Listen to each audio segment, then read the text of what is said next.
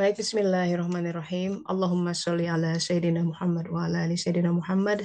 Selamat datang sahabat-sahabat di kajian suluk online gelombang ke-13. Hari ini pertemuan keempat. Kita masih menelusuri tentang penciptaan alam semesta sebagai sebuah awal dari upaya kita untuk menyelami kisah Nabi Adam alaihissalam. Ya, tahun lalu setahun penuh kita udah eh, hampir setiap minggu ya mencoba untuk membaca kaidah-kaidah suluk dalam kehidupan Musa alaihissalam. Nah, sekarang kita memutar dari awal nih tentang Adam alaihissalam, bapak kita yang ternyata sebelum Adam alaihissalam diciptakan itu banyak rahasia-rahasia penciptaan lain. Dan saya pikir ini penting untuk ditelaah dulu gitu ya, karena mengerti tentang rahasia penciptaan, bagaimana alam semesta itu di awalnya diciptakan, itu membuat kita jadi punya visi tentang ini kehidupan ini ngapain sih gitu ya. What is this life is all about itu tuh pertanyaan saya waktu SMA yang sampai nggak bisa tidur kalau malam tuh diputer-puter gitu ya. Masa sih cuman untuk kuliah, cari kerja, menikah, ya kan, punya anak, karir tinggi, punya rumah, you name it lah, pencapaian-pencapaian lahiriah. Habis gitu udah semua selesai, ya biasa paling anaknya menikah, punya cucu, and so on, sampai mati gitu ya. Itu nggak memuaskan banget gitu. Buat aku cuma gitu ya. Terus gimana dong kalau yang rezekinya di kadar cuma cuma dalam tanda kutip ya, sedikit. Seolah-olah di mata orang di dunia dia tidak sukses. Dan masalahnya kesuksesan itu diukur dengan misalkan yang paling banyak uangnya gitu ya, yang paling ya kayak gitu-gitulah. Sementara kan rezeki kan beda-beda setiap orang. Terus bagaimana kita melihat itu gitu? Orang yang seumur hidupnya jadi tukang sol sepatu misalkan ya, apakah dia jadi kurang beruntung? Nah, itu kemudian apa itu keberuntungan? Nah, itu jadi eh, banyak kegelisahan saya kemudian ternyata nggak jauh-jauh jawabannya di Al-Quran gitu ya. Jawabannya apa itu? Siapa itu orang-orang yang beruntung? Al-muflihun. Apa itu definisi nikmat di dalam Al-Quran? Ternyata nggak jauh-jauh. Tapi kan selama ini saya baca Quran cuma tilawah-tilawah, jarang baca terjemahannya, cuma ngejar khatam ya kan. Ternyata itu kurang kurang memberikan panduan gitu. Maybe it's good in the beginning ya. Ada semacam giroh gitu, semangat untuk baca-baca. Tapi ketika Al-Quran tidak dipahami, setidaknya kita baca terjemahannya, setidaknya kita bismillah, terus mencoba untuk menghayati dan melihat korelasi antara ayat-ayat dengan kehidupan yang kita hadapi. Jadi seolah-olah Al-Quran adalah sebuah kitab yang katanya dulu ya, katanya ini mukjizat terbesar gitu. Tapi dulu rasanya nggak kebayang apa sih mukjizatnya, apa bisa membelah lautan gitu, atau apa baca Quran, you name it lah. Nah sekarang saya mulai, alhamdulillah mulai mulai merasakan oh iya ya, itu Al-Quran tuh yang bergerak. Ada kaidah-kaidah Al-Quran yang ketika kita pegang, kita jadi kokoh dalam kehidupan. Kekokohan itu mengundang kuasa Allah hadir gitu, mengundang perubahan-perubahan dalam hidup. Jadi yang namanya kehidupan itu saya sempat salah untuk strategi menghadapinya. Selalu dengan difikirkan cause and effect gitu ya, terlalu lupa sama Allah Ta'ala. Nah hari ini kita akan belajar tentang itu. Kita belajar tentang bahwa ada lapisan-lapisan lain di dalam alam dunia ini, kehidupan, alam raya, yang kita sering lupa. Nah, ini dimulai dengan penciptaan gitu ya. Jadi kita sudah belajar, Ibnu Arabi mengatakan bahwa penciptaan, aku lihat alam semesta itu bagaikan pohon gitu ya. Dan pohon ini menarik. Ini saya sampai beli textbooknya tuh pengen memahami detail pertumbuhan benih. Dari dia benih, apa yang harus dibutuhkan untuk sebuah benih pecah kecambah sampai dia membentuk pohon. Itu liar bacana karena detail ya. Jadi banyak proses apa namanya kimia, term-term biokimia dan lain sebagainya. Jadi proses benih pecah kecambah pun itu udah delicate. Dia butuh air berapa kadarnya, em, apa namanya shields bungkusnya itu punya ketebalan berapa dan harus air berapa. Jadi wah kalau diulik, masya Allah gitu ya.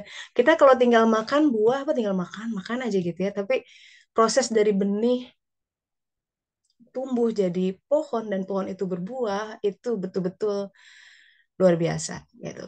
Jadi kalau kita melihat insan sebagai di dalam kita ada benih dan benih itu harus tumbuh, sungguh kita sangat tergantung pada Robul Alamin. Jelas, sebagaimana benih itu sangat tergantung kepada sang penanam benih. Karena dia yang mencukupi airnya gitu disiram, ada hama dibersihkan, apa namanya dikasih pupuk. That's it. Sepenuhnya bergantung sama sang penanam benih. Nah, kita sebenarnya kehidupan itu mutlak bergantung 100% sama Allah Ta'ala. Dan dia kadang-kadang tersembunyi buat kita gitu, seolah-olah kita bernafas, kita bangun tidur bisa lihat ya mata ini proses delicate ini bisa menelan itu proses yang sangat kompleks. Tapi kita jarang sekedar mengucapkan alhamdulillah setiap menelan. Kita disibukkan dengan yang lainnya, betul. Setidaknya pada saat sholat lah ketika kita berzikir alhamdulillah, alhamdulillah, kita pun luput untuk mengingat bahwa ini semesta tubuh saja sudah begitu banyak yang mesti disyukuri. Nah, mari kita lihat tentang penciptaan semesta ini, sahabat-sahabat. Jadi dikatakan nanti semesta itu dibagi menjadi 3 lapisan. Jadi lapisan luarnya itu membentuk alam mulk. Lapisan dalam membentuk alam malakut. Mulk itu alam yang jasadiah. Semua yang terpersepsi oleh indera kita, ini alam mulk. Termasuk miliaran galaksi yang ada yang kita belum punya kapasitas kemampuan untuk mengeksplornya per hari ini, itu masih alam mulk. Termasuk alam jin, itu masih di dalam alam mulk. Tapi kemudian dalam ciptaan itu, ada alam yang lebih dalam. Jadi kalau layer di dalam pohon itu ya, udah mulai masuk kambium gitu. Nah, di mana zat-zat nutrisi di pohon itu banyak di alam malakut. Kalau istilahnya di pohon itu.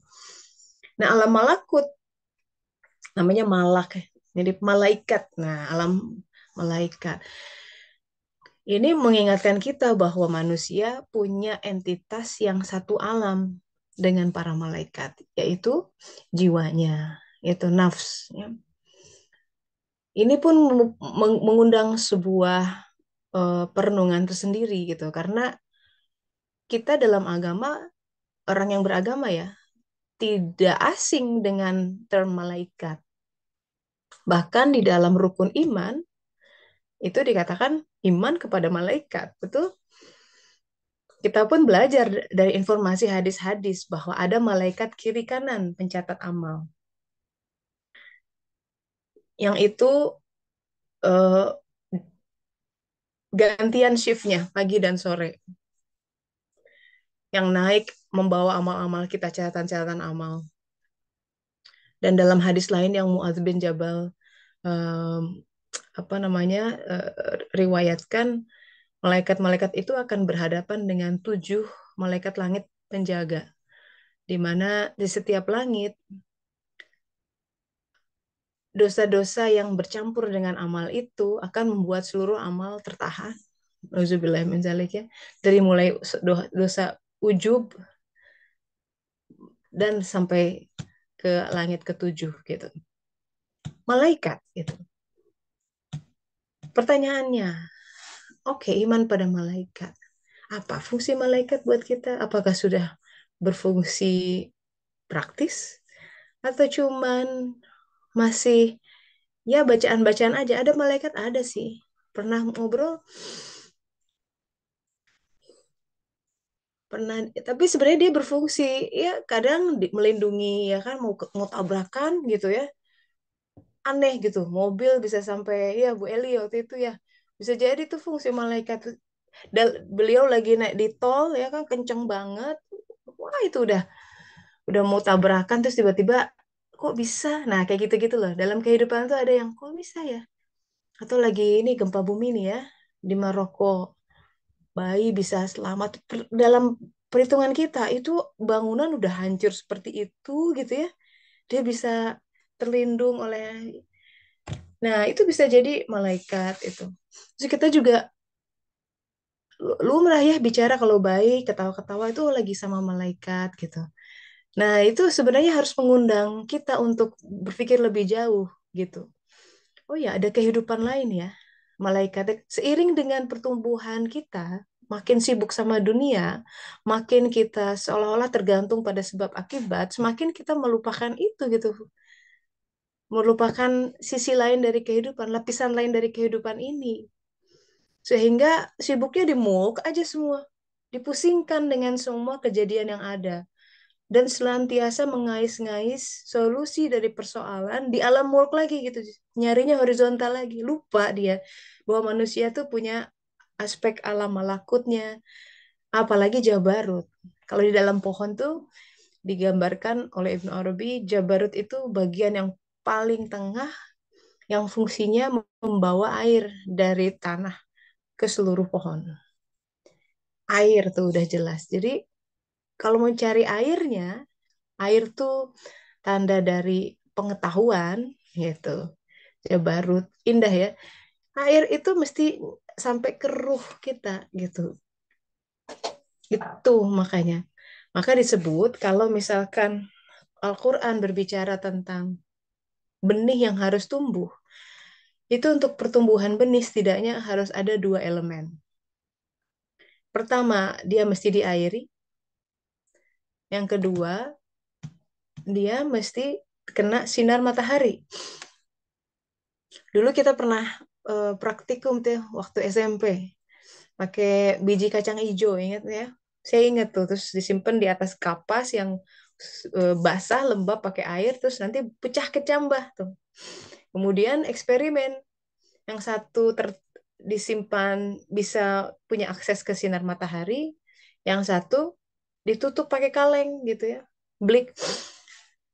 Nah itu yang ditutup kaleng itu merana pertumbuhannya tuh. Sama. Sekarang apa itu matahari? Apa itu air? Ya, intinya air itu kan pengetahuan sama seperti ini. Jabarut alam Jabarut yang membawa air ke seluruh pohon. Kalau apa namanya raga kita itu dihidupkan dengan makanan, kalau nggak makan lapar bisa mati, gitu ya. Jiwa kita hidupnya dengan apa namanya karena dia dari cahaya, dia hidup dengan cahaya ilahiyah yang itu juga bersumber dari air pengetahuan. Apa itu? Al-Quran. Itu sumur zam-zamnya lah itu. Itu sumber mata airnya. Kemudian hadis dan lain-lain adalah derivat dari Al-Quran itu. Jadi kunci pertumbuhan jiwa kita sebenarnya, bagaimana kita bisa menghadapi kehidupan, merespon dengan tepat Al-Quran. Maka kajian suluk online ini em, idenya sih kita baca satu dua ayat terus kita coba elaborasi gitu. Kita coba kemudian diskusi ya dan saya yakin setiap sahabat punya perspektif ya Allah ajarkan dalam keseharian, dalam apa namanya pengalaman hidup yang punya pandangan tertentu tentang ayat-ayat Allah ini. Nah, jadi hari ini kita belajar dari kata kun, itu tercipta juga tiga alam. Alam mulk, alam malakut, alam jabarut. Bayangkan sahabat-sahabat, ini baru bicara tentang titik yang ada di dalam huruf nun, yang nanti dia keluar jadi ba untuk memulai Bismillahirrahmanirrahim. Ini baru bicara setitik nih. Udah jadi alam mulk, malakut, jabar. Mencengangkan nih. Zat Allah Ta'ala yang kita hadapi ini. Nah, kita mesti paham, ini karena aku, kata Allah Ta'ala dalam hadis kursi, cinta untuk dikenal, maka aku ciptakan semesta. Jadi ada sebuah kerinduan, kecintaan. Nah, ini visi ya. Visi awal ini mesti kita nggak boleh kehilangan visi dalam hidup. Bahwa kita hidup ini sangat mulia setiap manusia. Kita hidup ini bukan untuk ngejar karir semata, untuk menikah, berprofesi, berkontribusi, dan lain sebagainya. Boleh, by all means, of course, itu silahkan. Itu cara kita memakmurkan bumi. Tapi jangan, don't lose visibility, jangan hilang satu goal utama kita, yaitu mengenal Allah Ta'ala. Dari pekerjaan yang kita ambil, dari karir yang kita daki, gitu ya, dari bisnis yang kita tekuni, itu end goal-nya, end game-nya mestinya makin kenal Allah apa enggak, gitu. Termasuk dari sekian konflik yang kita hadapi, beban hidup yang kita pikul, sakit yang kita derita, itu semua harus membawa kita kepada sebuah kesaksian, oh, Allah tuh begini, Allah tuh makin begitu mestinya. Dan hanya ala bidzikrillah tatmainul qulub. Hati kita hanya dingin, hanya tenang ketika dia makin mengenal Sang Pencipta, because itu adalah cinta pertamanya. Dan sasaran pandangannya kolb itu hanya mencari al-haq. Al-haq di mana ya? Makin dia jarang diberi al-haq, makin dia lesu. Kalau kolb lesu, kolb itu kan adanya di nafsu ya. Udah menjalar nanti, kurang inspirasi karena semangat datang dari jiwa kita. Jiwa kemudian di generatornya tuh si kolb. Jadi suluk itu betul-betul untuk melihat dan mempelajari ilmu gimana sih supaya kolb hidup dan tetap hidup dan menyingkirkan hijab kolb dan lain sebagainya.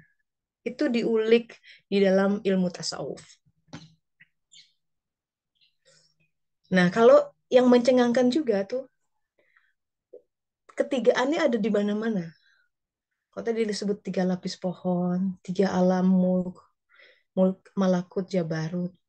Dalam tataran anatomi, ya, karena saya latar belakang ilmu kedokteran, jadi belajar, oh di jantung juga ada tiga lapisan ya, epikardium, miokardium, daerah bagian otot, endokardium, otak tiga lapisan, kulit tiga lapisan, tulang, mata, waduh, hebat. Jadi ayatnya di mana-mana konsisten. Bicara tentang ketigaan. Geolog mungkin akan melihat juga tuh tiga lapisan bumi, terus setiap lapisan dibagi lagi jadi tujuh lapisan dan lain sebagainya. Mencengangkan gitu ya. Nah, kemudian nih kita lihat ya.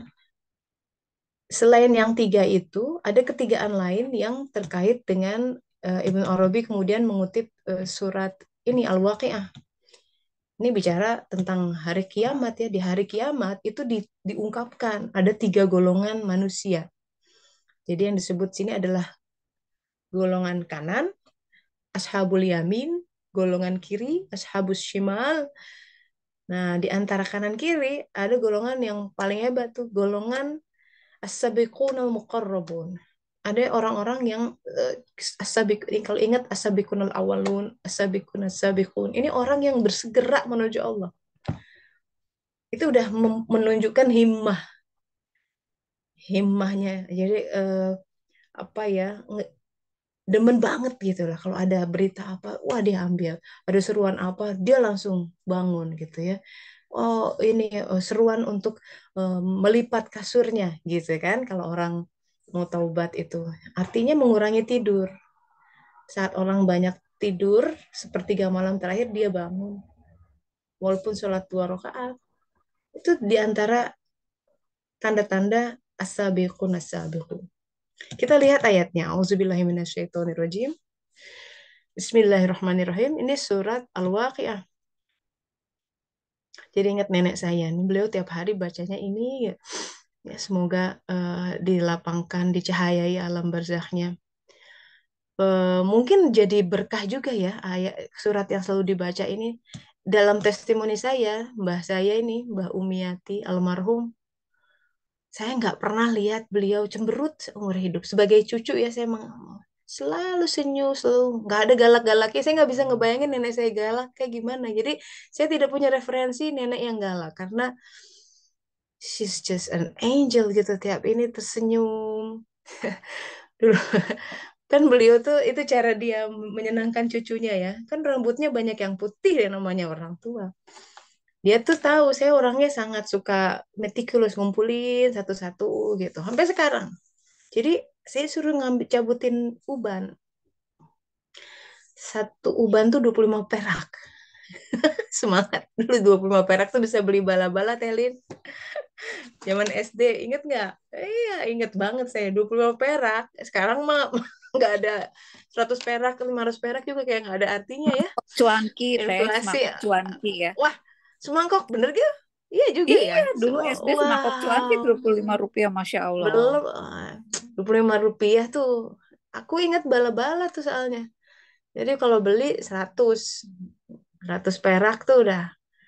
Nah, jadi Ibu, nah ini terkait dengan fungsi kita di alam mulk ya, di alam malakut. Sorry, mulki ya, bener mulk.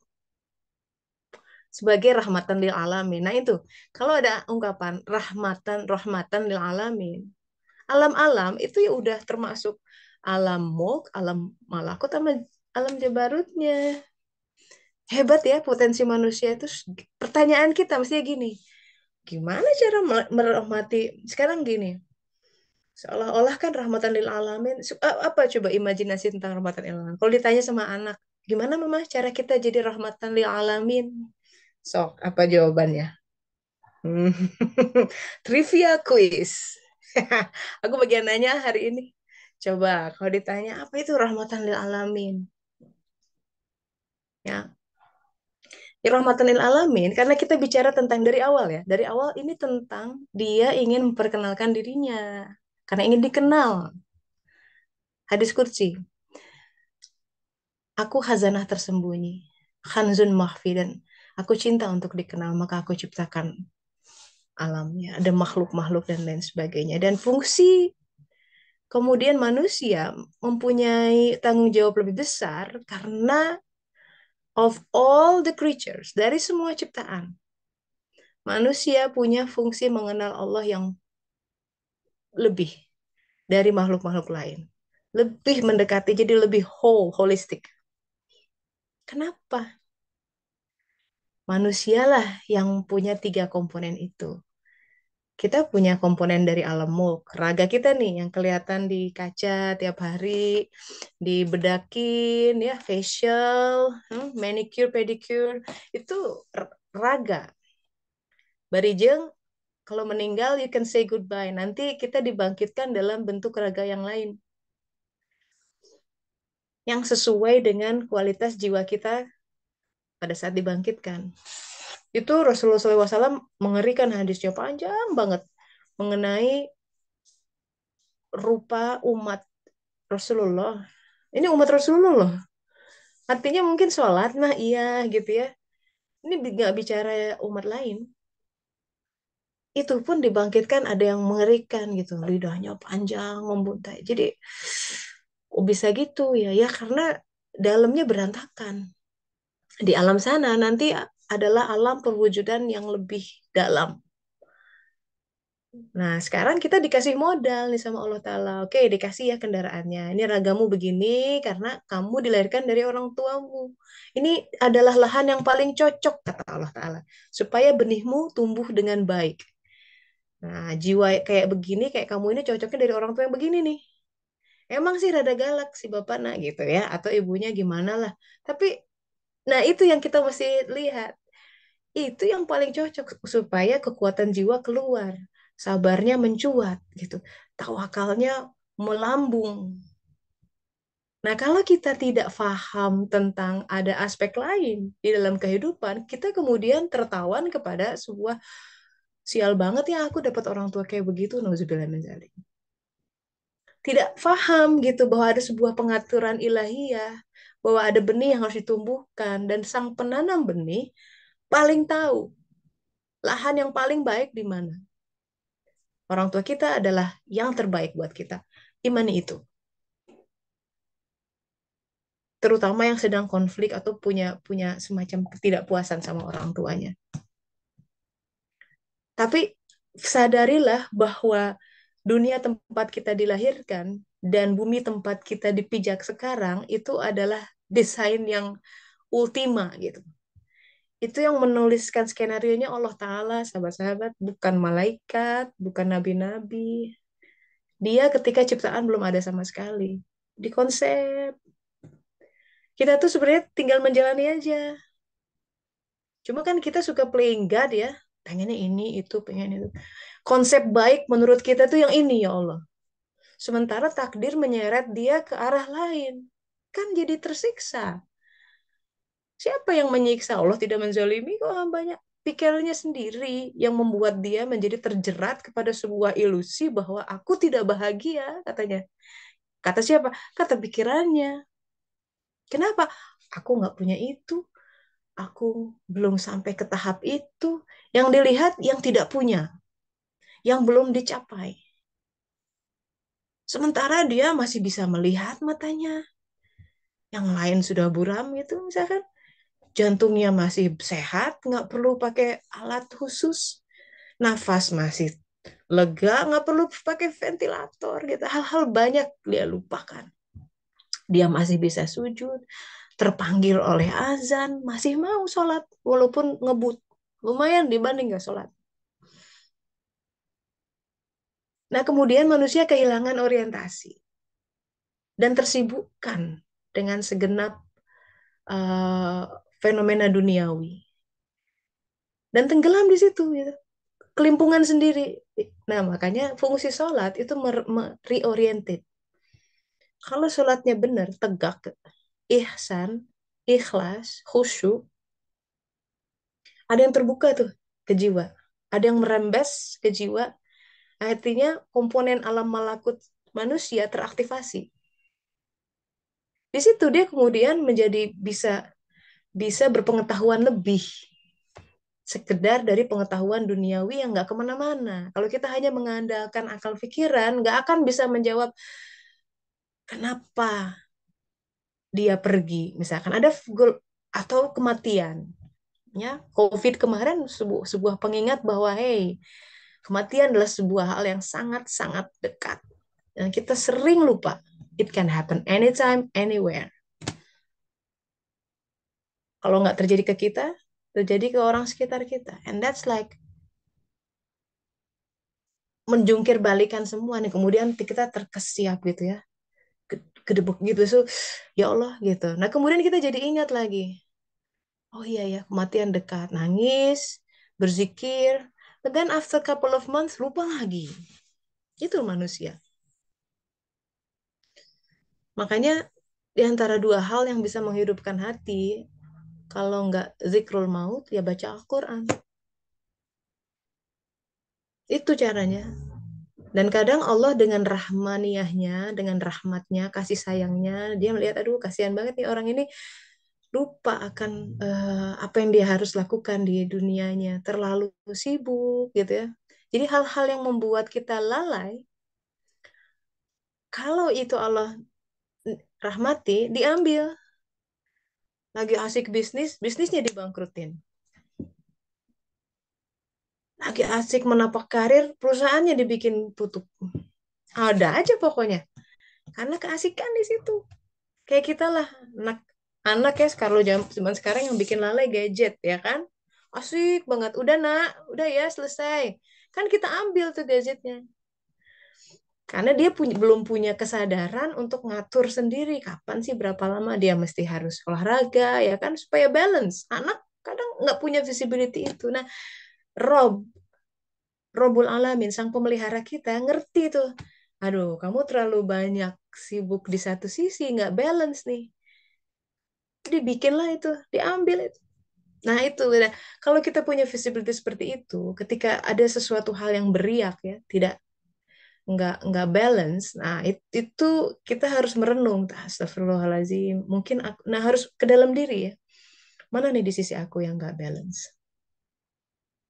Kadang, kadang kalau dalam Al-Quran tuh yang diuji tuh simbolnya Nabi Yakub. Itu simbol orang tua yang sayang banget sama anaknya. Hati-hati loh. Itu bisa hijab. Nggak boleh, Allah mau pencemburu. Sayang boleh, tapi harus ketika kita tahu ini membuncah banget nih kesayangan itu sampai sampai kadang takut ini takut itu istighfar istighfar banyak-banyak. Anak kita bukan milik kita. Iya bahwa mereka datang melalui kita, but it's not ours. It's not ours to decide kamu harus jadi ini, kamu harus jadi itu, kamu harus menikah dengan ini, kamu hanya minta sama Allah Ta'ala. Ini anak ini harus kemana? Bahkan Al-Quran mengatakan, jangan seorang ibu dibuat susah oleh anaknya. Jangan seorang ayah dibuat susah oleh anaknya. Coba sampai gitu. Karena ada potensi bikin riut anak tuh memang ya. Kalau masih kecil masih lucu, udah gede makin bertingkah. Puber, aduh, aduh. Hofpine kalau orang Barat Merah udah pusing. Jadi, nah jangan sampai kita terseret dalam arus itu. Kita mesti paham boundaries kita dalam kehidupan mana supaya kita nggak sakit sahabat-sahabat. Ya. Nah, jadi kadang kita kehilangan orientasi itu bahwa ada dimensi lain dalam kehidupan. Itu yang patut kita renungkan agar kita tidak senantiasa hidup itu hanya uh, dari loncat-loncat dari satu masalah ke masalah lain tapi hilang orientasinya. Jadi orientasi utama adalah makin kenal Allah nggak di situ. Tanda kita makin kenal Allah, makin gandrung sama Allah Ta'ala. Seseorang yang diperkenalkan dengan aspek Ar-Razak, asmanya Ar-Razak yang maha memberi rezeki, tiba-tiba aja dia dibangkrutkan tuh. Bangkrut sebangkrut-bangkrutnya. Itu pengalaman aku banget. Orang tuaku dibikin bangkrut.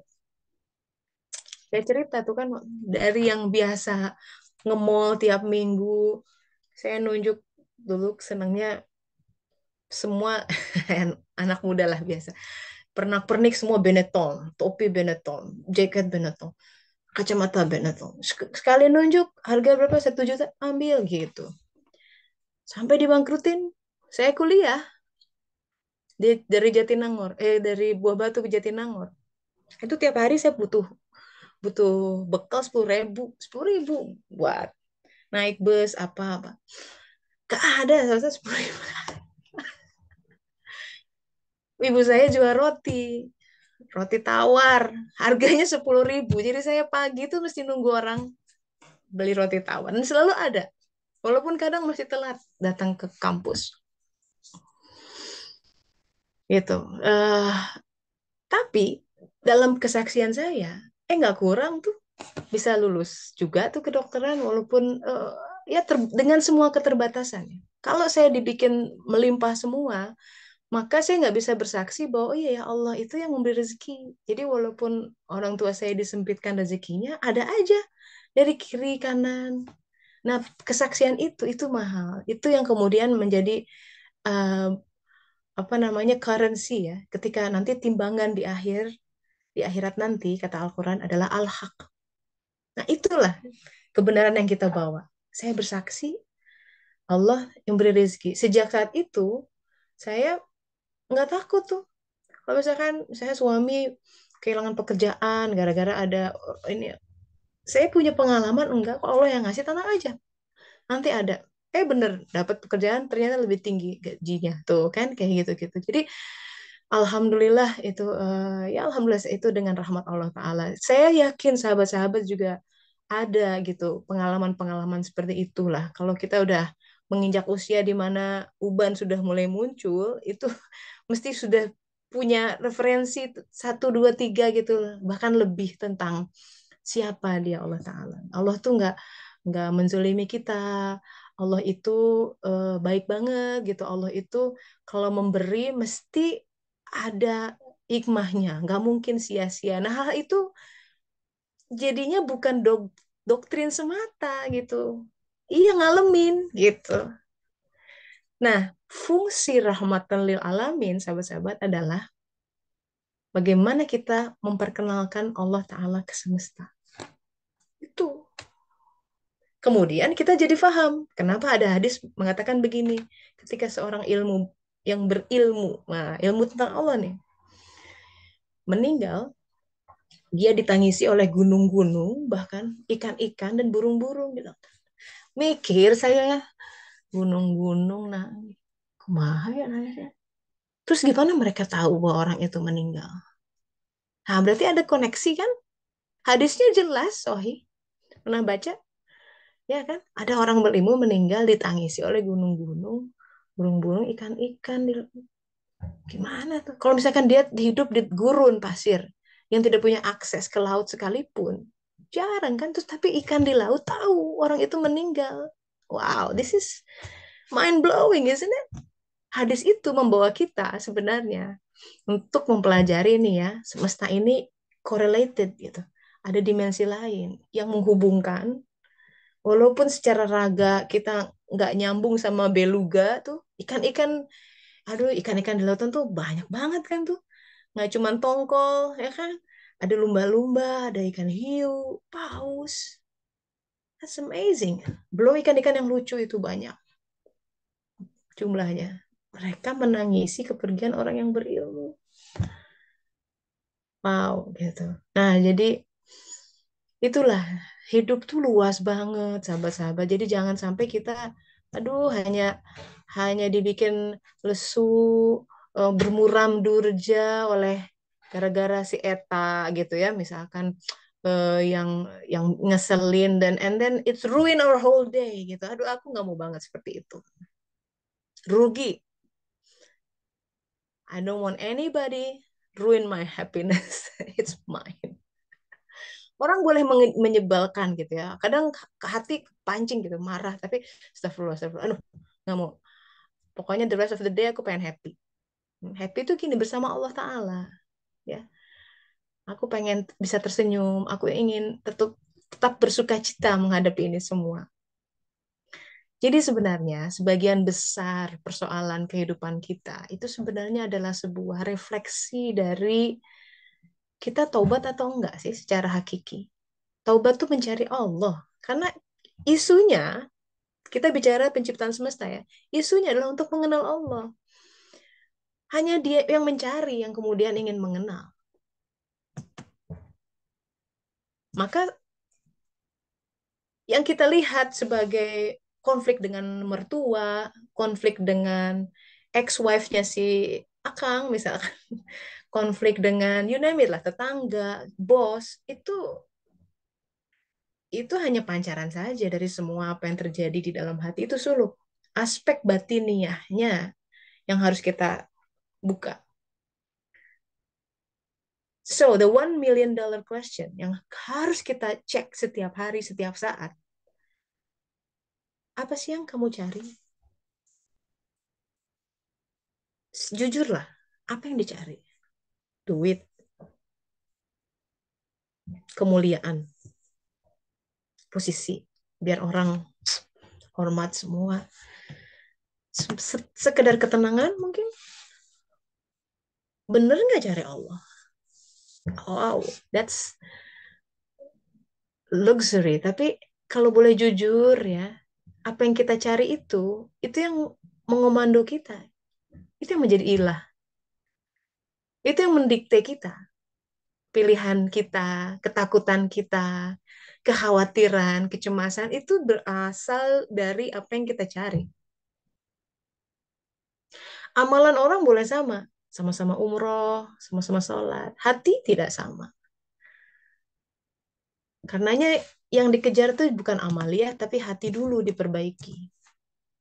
Hadapkan wajah kita sama Allah Ta'ala dan pastikan kita ini ngadep Allah nih, bukan yang lain. Dunia itu, sahabat-sahabat, mengikuti hati. Semua kehidupan kita itu mengikuti kondisi hati, benar. Dan hati itu, qalb, adanya di nafs. Itu entitas alam malakut.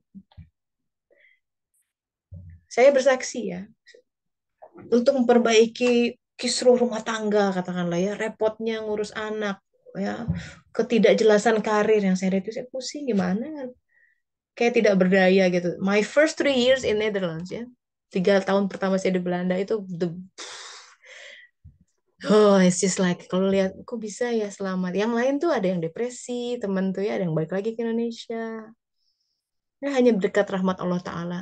Tapi itu semua berubah ketika saya memperbaiki hubungan sama Allah Ta'ala melalui sholat. Saya mulai sholat waktu tambah rawatib.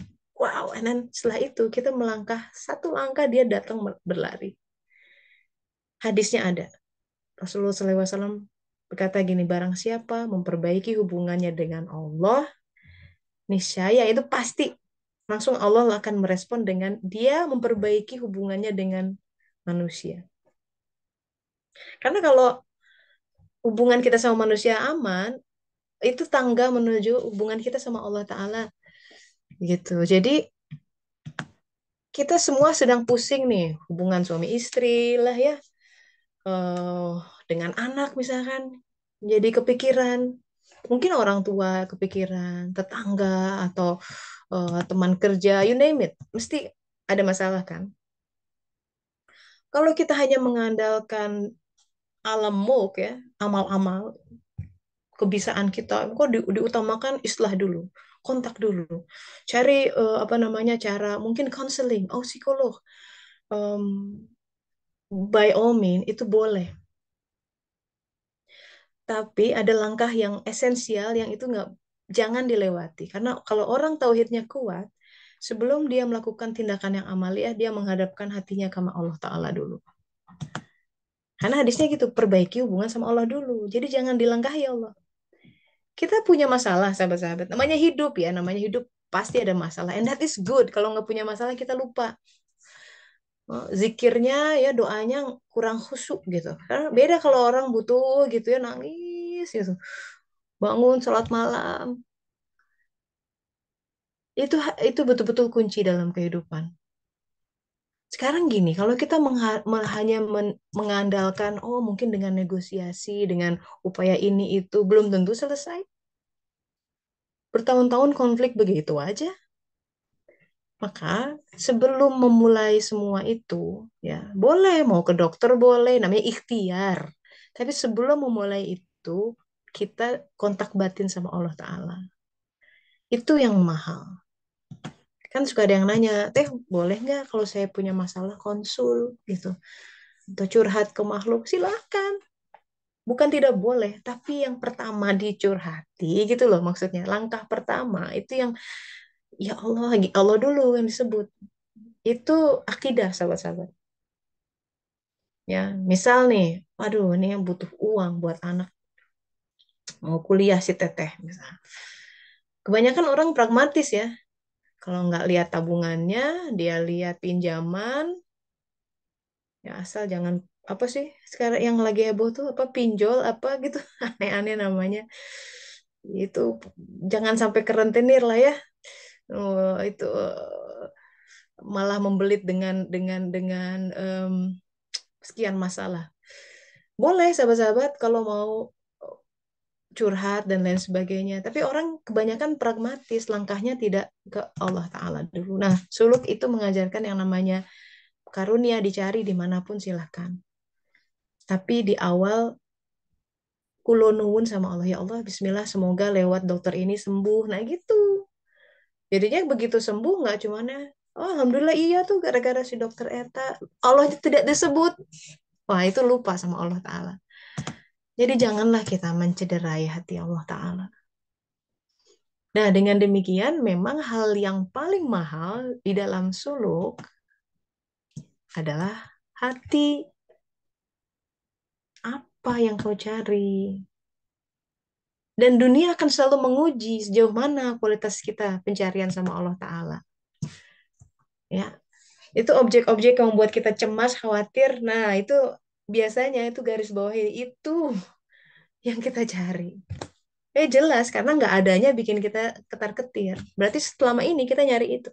And you can put anything there. Kalau duit nggak ada, saldo 100.000 di akhir bulan. Ketar-ketir atau biasa aja? Jangan-jangan selama ini kita tergantungnya duit. Bisa sih lisannya bilang la ilaha illallah, Allahu Akbar, wah lekoh. Tapi hati bicara beda. Ya, Bapak Mursyid almarhum pernah bilang gini, orang beriman itu ya nak, kalau langit mau runtuh sekalipun, hatinya nggak bergerak. Wow, hebat. Jangankan bumi gonjang-gonjang, langit runtuh, nggak kebayang sih. Dulu kalau baca Asterix selalu sih ya, si kepala suku terus selalu bilang, langit runtuh, dia takut banget langit runtuh. Tapi kan jangankan kita langit runtuh, uang tinggal tadi itu tuh 100.000 cemas ya kan. Ada isu ini itu di keluarganya cemas gitu. Kita merasa seperti orang paling sial di dunia, nauzubillah min dzalik. Merasa permasalahannya paling berat sedunia. Sebenarnya semua orang itu pasti punya ujian kehidupan, cuman kadarnya beda-beda. Allah Maha Adil ya. Itu sesuatu yang kita tidak bisa mengukurnya. Ya, ada orang dikasih sakit berat bertahun-tahun gitu ya. Tapi kalau itu membawa dia lebih dekat sama Allah Ta'ala, maka sebenarnya mission accomplished gitu. Ada hal-hal yang harus kita lihat dalam kehidupan. Maka nggak bisa dalam bersuluk ya dalam hidup itu hanya melihat aspek lahir. Jadi sebagai penutup nih ya sebelum diskusi, pahami, sadari bahwa kita semua tanpa kecuali semua yang mewujud sebagai manusia sudah dalam perjanjian waktu di Alastu birobikum di alam Alastu sudah terseal ya ada ijab kabul kamu ke bumi cari aku ya kita ke bumi ini mencari Allah sesungguhnya dalam dibolak-balikkan kehidupan kita itu ada kebaikan kalau orang nggak dibikin sakit nggak dibikin miskin nggak dibikin konflik keluarganya nggak dibikin bercerai di suatu waktu misalkan mungkin dia lupa sama Allah Ta'ala karena orang itu cenderung lari dari Allah Ta'ala. Jadi di sisi lain kita bisa melihat, oh sakit itu karunia. Sebuah perceraian bisa jadi sebuah karunia. Jangan dipandang sebagai azab. Karena Allah itu lebih mendahulukan sifat kasih sayang daripada azabnya. Hanya saja akal kita karena belum terupgrade, maka sering berprasangka buruk sama Allah Ta'ala. Sering melempar pertanyaan dalam hati, kenapa ya begini Allah? Itu. Kalau itu terjadi, sekarang harusnya merenungkan dan memohon, ya Allah, aku tidak ingin punya hati yang berprasangka buruk sama Engkau. Istighfar. Mungkin di antara kita ada yang marah sama Allah, demikian marahnya, merasa dia tidak adil. Merasa aku sudah ibadah begini, tapi kok begini? Balasanmu ya Allah, gitu ya. Kau memberi karunia sama yang lain, tapi aku enggak. Seolah-olah Allah membiarkannya menderita. Padahal secara prinsip Allah tidak begitu. Hati kita yang belum bisa melihat bahwa di balik itu ada sebuah treatment ilahiyah. Jadinya orang yang tidak mengenal dia akan cenderung berprasangka buruk kepada dia. Allah Ta'ala. Nah, memang kita fakir, sahabat-sahabat, butuh pertolongan Allah Ta'ala. Sekali lagi, um, barang siapa menolong orang, katanya gitu ya, Allah akan menolong dia. Itu juga salah satu kunci kecil yang bisa membuka rahmat yang sangat besar. Kadang-kadang pertolongan itu datangnya tidak terduga. Contoh real, kita butuh duit. Buat apapun lah. Urgent. Tiba-tiba datang kucuk-kucuk-kucuk teman zaman dulu atau saudara butuh uang buat pengobatan si anu-anu gitu.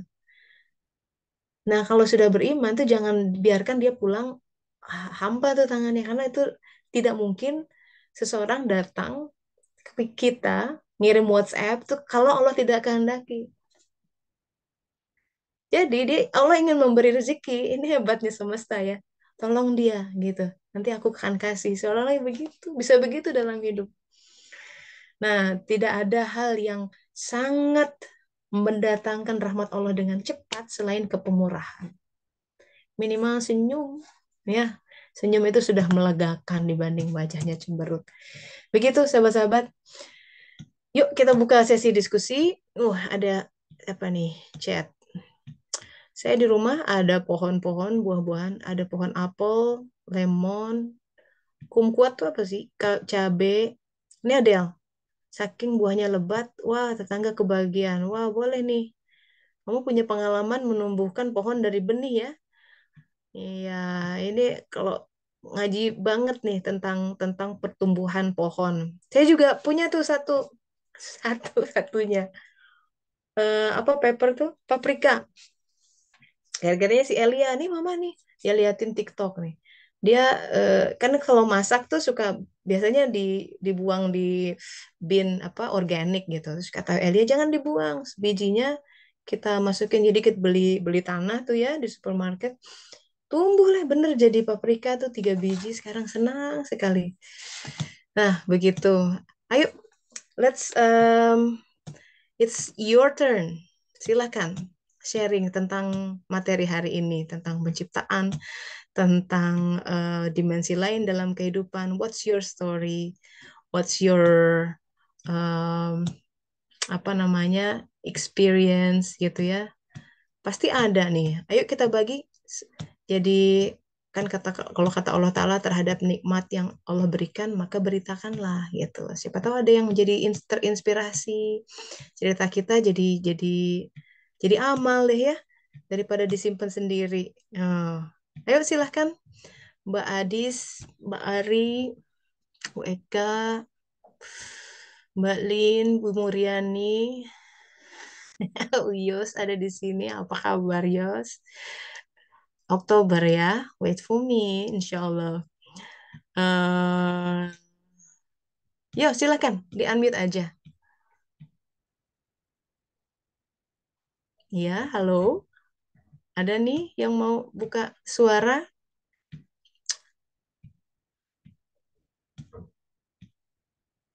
Ini, ya, silakan.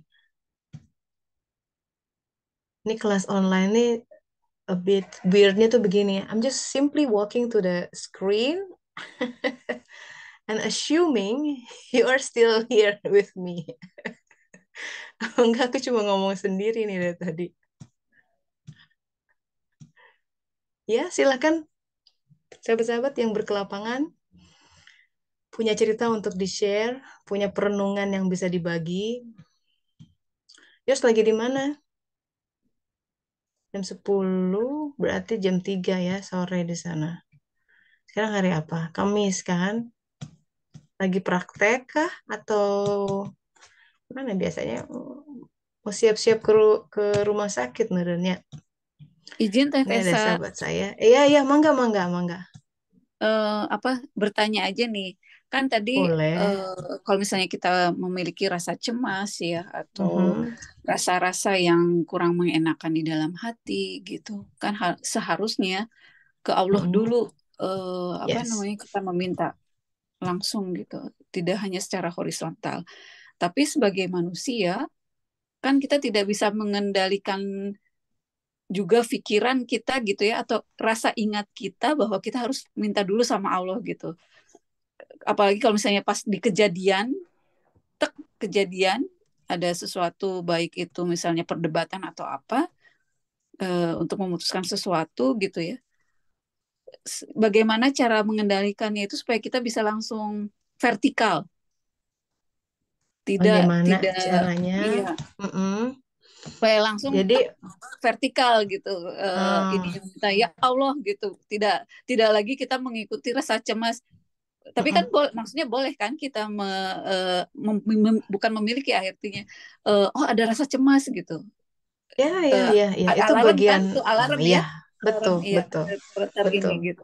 Nah supaya Itu tidak manusiawi sekali. berlarut-larut, iya Mhm. tidak berlarut-larut. Saya jadi ingat kejadian Teh Tessa Nah, waktu betul. Elia sempat hilang beberapa jam itu Ah, pasti iya. apa ada rasa cemas juga kan gitu. Ya, Itu ya, tek ya. bisa langsung vertikal itu bagaimana tuh Teh? Iya, iya, iya, iya, iya. Betul, betul, betul. Jadi, hmm, ya, ya, kemarin memang gitu ya. Kita akan diuji. Kehidupan akan menguji dan menampakkan ahwal ya, kondisi hati kita per saat itu, moment to moment. Jadi saya diuji dengan kalau saya diuji anak itu lebih kuat rasanya. Ke kemarin ya saya bilang, wah, begitu diujinya datang dari pasangan, gemetar tuh hati, keselnya masih keluar. Nah itu istighfar mesti banyak. Astagfirullahaladzim. Jadi ya alhamdulillah kita ditampakkan ya. Jadi ujian tuh supaya kita bisa terus. Memang itu pemberian teh. Itu pemberian. Jadi itu menunjukkan suluk kita udah sampai kemana gitu ya. Karena itu ahwal ya. Kalau ahwal ini istilah dalam suluk. Ahwal hal, keadaan ahwal itu. Jadi keadaan. Jadi gini, ada orang eh, bisa mungkin tulis artikel tentang sabar, ngutip ayat Quran, ngutip ngutip hadis, perkataan ini itu teori tentang sabar, tapi begitu dikonfrontasi sama pasangannya sama anak, sabar nggak gitu.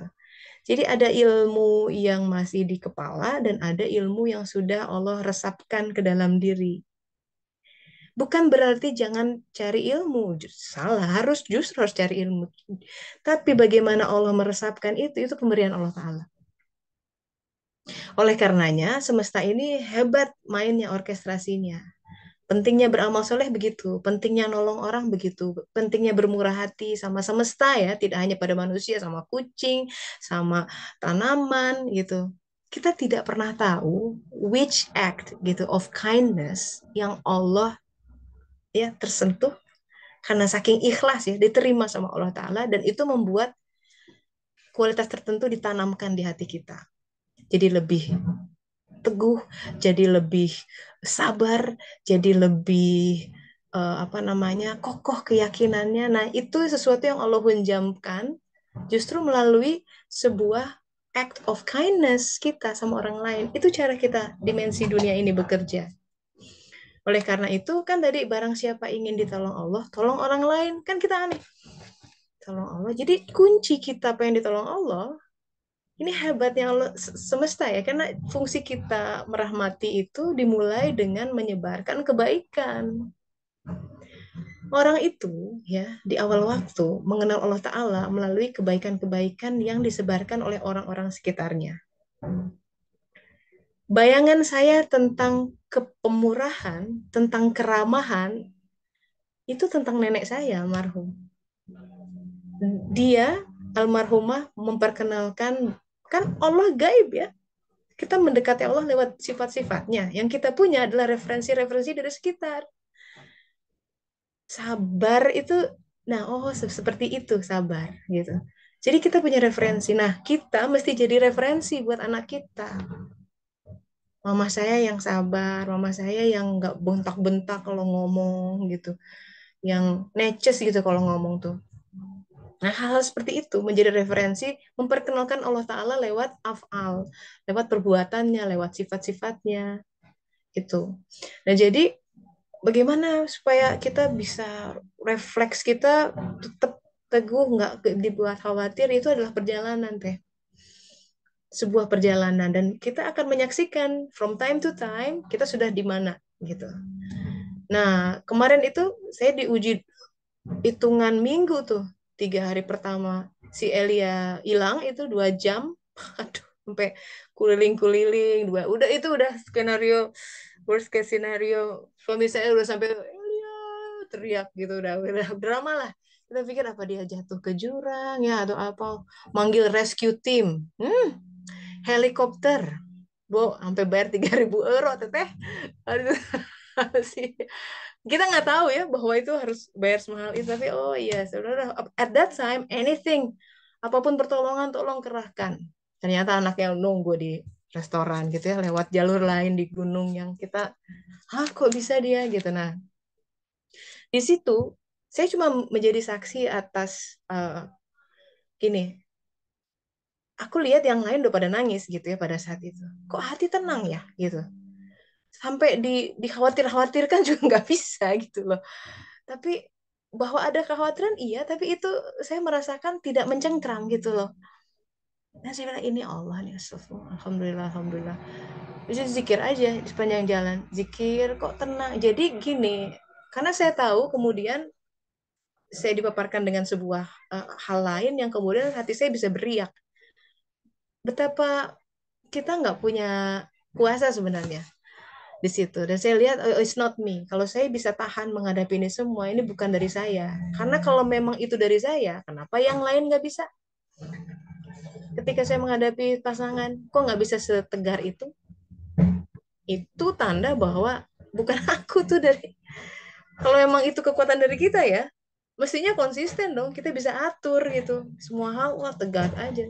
Tapi fakta bahwa kadang kita ups and downs, kita kemudian sadar lagi upsnya itu kita lagi dinaikin sama Allah Ta'ala. Begitu. Jadi gimana supaya bisa tegar? Kuat-kuat aja. Mohon sama Allah Ta'ala, all out gitu, nolong orang gitu ya. Merahmati semestanya. Nah, nanti akan dilihat lagi. Begitu ditunjukkan, kelihatan, oh iya Allah lagi memberiku gitu, Teh Lin. Walau alam. Baik, Teh. Iya, jadi saya mengerti ternyata ya memang kita tidak bisa stabil eh, dalam setiap permasalahan bisa bisa cool, bisa setenang itu, sesabar itu tergantung dari hidangannya saat itu yang diberikan apa gitu ya, Teh ya. Betul, betul. Jadi Iya. itulah pentingnya berserah diri. Work with the flow. Hidup itu Iya, harus work with the flow gitu. Ya itu ini aja gitu. Sekarang adanya ini, oke, jalani gitu. Indah-indah aja gitu. Ya, baik. Baik, iya. Hatur nuhun, Teh. alhamdulillah. Sami-sami. Ini Mbak Dia sudah angkat tangan. Silakan. Habis ini saya nanti baca Oh chat iya, ya. Teteh masih ada waktu. Tadi saya turun naik tangannya soalnya ngeliat udah jam 3 lewat. Kalau memang masih ada Silakan, boleh. silakan. Bonus, bonus. Wah, bonus. Oke, tadi kan Teteh mengatakan harus melihat segala sesuatu dari sisi berbagai macam ya. Kalau tadi Teteh Sa menyatakan bahwa kalau ingat ramah, itu murah, murah hati, murah dan sebagainya itu dengan nenek ya Teh. Kalau saya mungkin ke arah sabar gitu. Sabar itu dulu waktu saya masih kecil atau mungkin waktu saya masih belum berumah tangga, ibu saya selalu bilang sabar, sabar ya nak gitu, dan sedih jangan apa gitu. Terus saya cuma bisa dalam hati dan segala macam, tapi ya udah cuma senyum-senyum aja. Terus kemudian waktu berlalu gitu ya teh, setelah saya juga berumah tangga dan punya anak gitu, ternyata siklus sabar itu juga saya sampaikan pada anak saya. Sabar ya nak, kalau nanti kamu kayak gini-gini, cuma sabar. Saya mau dia kan suka cerita mama aku mungkin gak bisa bergaul sama teman atau apa. Saya cuma bilang sabar. Dan ternyata anak saya gitu suatu hari kan suka pillow talk gitu. Terus dia tiba-tiba bilang, aku lagi sedih nih mah. Tapi yang aku ingat cuman wajah mama dan bilang sabar gitu. Wow. Jadi saya cuma gini, oh ya Allah ini kok circle-nya eh, muter-muter gitu ya teh. Waktu saya sedih, saya cuma ingat wajah ibu saya yang selalu bilang sabar. Terus waktu saya nyampein ke anak, saya cuma bisa bilang sabar walaupun mungkin ada marah-marahnya juga. Terus kalau pas saya lagi marah, anak saya cuma bilang, Mama sabar. Terus waktu anak saya sedih, ternyata dia juga bisa mengingat saya yang selalu mengucapkan sabar gitu. Jadi ini tuh kayak tadi katanya bilang bahwa Allah itu selalu mengajari, selalu menunjukkan. Saya jadi teringat ini bahwa oh iya ya ternyata siklus itu selalu berulang-ulang gitu. Kalau misalnya memang saya nggak menyangka ternyata anak saya yang kecil itu bisa bilang mama waktu aku sedih aku cuma ingat mama selalu bilang sabar gitu. Itu tuh udah rasanya nyes gitu ya teh. Oh seperti ini gitu rasa yang mungkin saya alami waktu saya ingat wajah ibu saya untuk bilang sabar gitu. Jadi pasti saya berharapnya pasti kan setiap orang punya role model masing-masing ya untuk meyakini sifat-sifat Allah yang jumlahnya banyak itu, yang Rohman, yang Rohim, yang sabar dan seterusnya gitu. Tapi memang jadi bersaksi bahwa memang iya sabar itu memang diajari, ditunjukkan gitu dan sampai saat ini memang yang namanya sabar itu lebih dari sekedar berkata-kata sih Teh. Mungkin itu aja. Makasih. Alhamdulillah. Itulah sebaik-baik warisan dari orang tua ke anak, ilmu, akhlak. Sementara kita tuh sibuknya ngumpulin duit aja gitu ya. Kalau perlu 7 turunan nggak habis. For the sake of our children and grand-grandchildren. Salah tuh. Duit tuh bisa jadi konflik malah. Banyak kasus. Bisa, nauzubillah ya, bisa sampai bunuh-bunuhan, bisa sampai putus hubungan gara-gara duit. It's all about the money lah. It's all about the dam-dam, dadadam-dam gitu. Tapi akhlak, oh itu everlasting. Kesabaran kita, ya, kasih sayang kita yang kita curahkan untuk anak, kekuatan kita menelan amarah, kita bisa venting it out gitu. You name it, lempar piring apa, marah ya. Tapi kita telan itu jihad tuh. Karena kata Ibnu Arabi di tahap pertama pejalan salik ya, tahan marah. Misalnya kalau marah jangan tunjukin. Wah, silahkan lakukan itu sama si Akang. Nah, ini yang ngomong gampang aja, saya juga masih harus belajar gitu. Karena ego ya, hawa nafsu tuh pengennya dia nggak mau dicuekin, dia inginnya menonjol terus, dia ingin recognition and whatsoever, tapi dalam agenda yang salah gitu.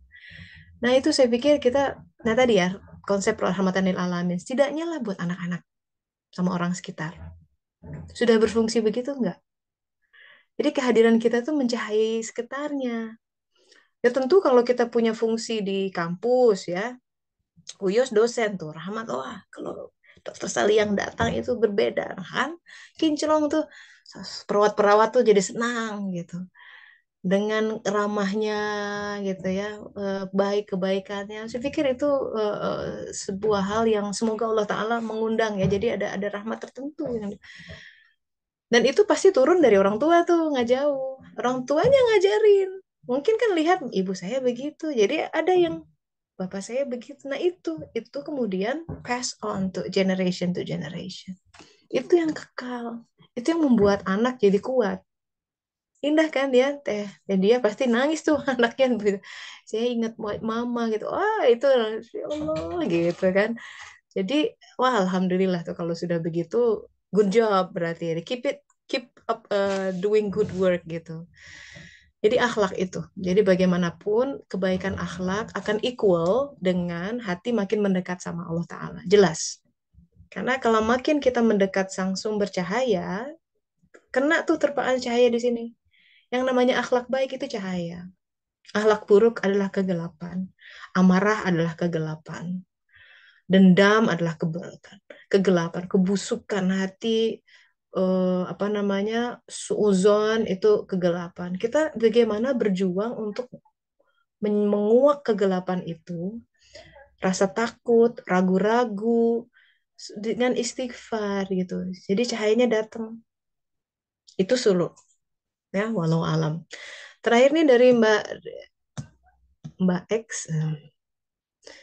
Oh, Mbak Ade tanya besok ada Zoom. Ya itu besok jam 4 waktu Indonesia Barat itu jam jam berapa di sini? Jam 11. Iya, saya mau ngobrol sama Harry itu online. Mungkin ada yang kenal ya bincang kehidupan. Kita mau buka platform, kita punya platform Hikmah Hidup ya. Kita mengundang teman-teman, sahabat-sahabat untuk sharing story. Sebenarnya apa yang kita lakukan di sinilah, cuman lebih panjang, mungkin sejam. Siapapun boleh ikut, Mbak Ade ya. Oke, Terakhir nih makasih. ada yang, iya monggo.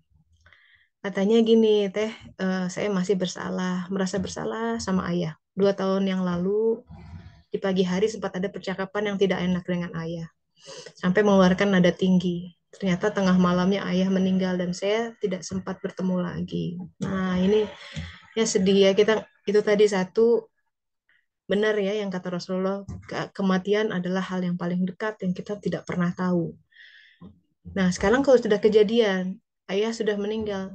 Nah, pengetahuan tentang alam ini itu membuat kita settle down loh, bahwa kematian bukan the end of everything.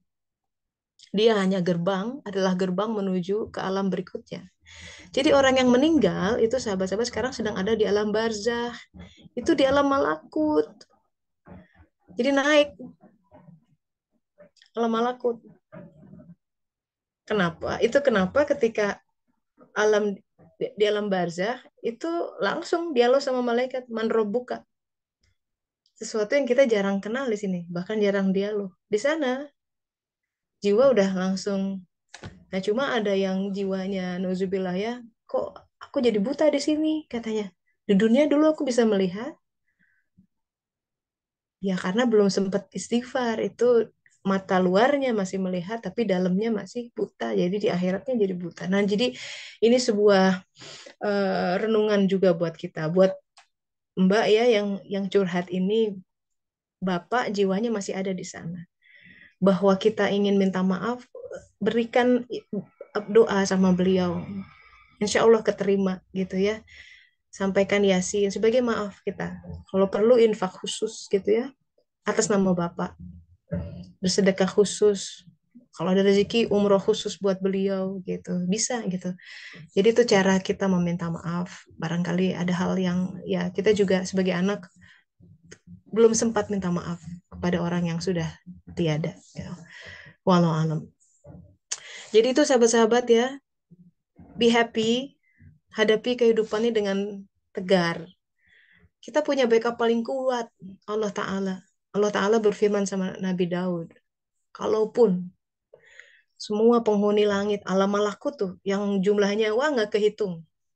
Saking nggak kehitungnya, pernah suatu hari Jibril alaihissalam menangis. Kenapa nangis? Aku lagi lewat, ini Jibril tuh salah satu malaikat tertinggi ya, the generalnya gitu. Dia tahu rakyat alam malakut.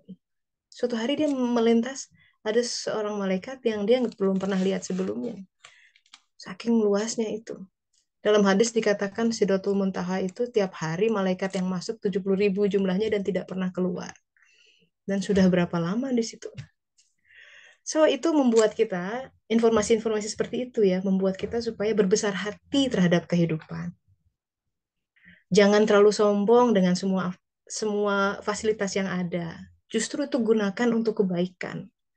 Berbagi, untuk meraih hal-hal yang lebih tinggi. Jangan hanya settle there. And satu hal, kematian itu dekat. Ya, apa yang kita cari? Sudah siap belum untuk menjelang alam berikutnya? Pikirkan itu terus ya, supaya kita tidak tenggelam dalam rat race of the world. Kita kayak sudah mengerjakan banyak gitu ya, sudah berkontribusi banyak, tapi kata Allah Ta'ala, engkau hanya berbuat kerusakan dan sedih. Jadi fokus kita membahagiakan Allah, bikin dia tersenyum.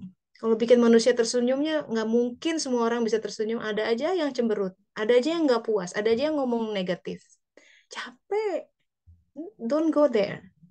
Jangan pergi kepada game memuaskan manusia. It's worthless.